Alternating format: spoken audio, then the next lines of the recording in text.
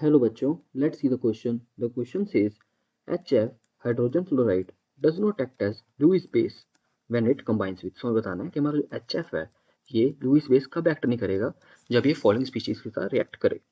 सो हमें पता है कि लुईस बेस क्या स्पीशीज होती है. सो लुईस बेस वो स्पीशीज होती हैं जो हमारे पास इलेक्ट्रॉन पेयर डोनेट करती है into the Lewis acid that is in the empty orbitals of the electron positive species.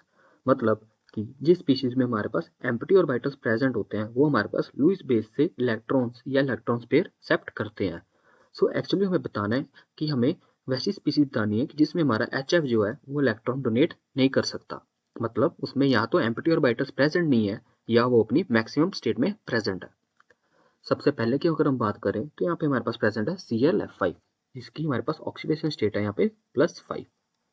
टेलेरियम की बात करें तो यहाँ पे हमारे पास प्रेजेंट है +4 एंड जिनॉन में हमारे पास +2 प्रेजेंट है.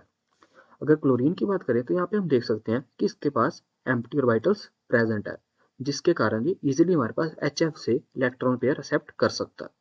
टेलेरियम की बात करें तो ये हमारे पास +6 मैक्सिमम ऑक्सीडेशन स्टेट दिखाता है. सो इसके पास भी यहाँ पे हमारे पास एम्प्टी ऑर्बिटल्स प्रेजेंट है. सो ये भी हमारे पास लुईस एसिड एक्ट करेगा.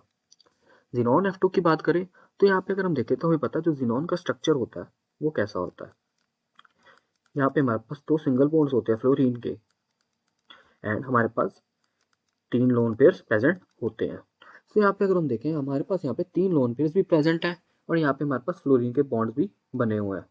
सो यहाँ पे अगर हम देखें तो जिनॉन के लिए एक और पेयर इलेक्ट्रॉन का एक्सेप्ट करना या सिंगल इलेक्ट्रॉन भी एक्सेप्ट करना इजिली नहीं है. सो ये लुईस एसिड एक्ट नहीं करेगा.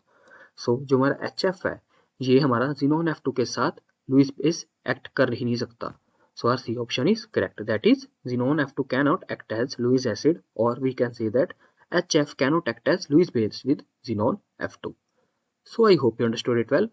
Best of luck.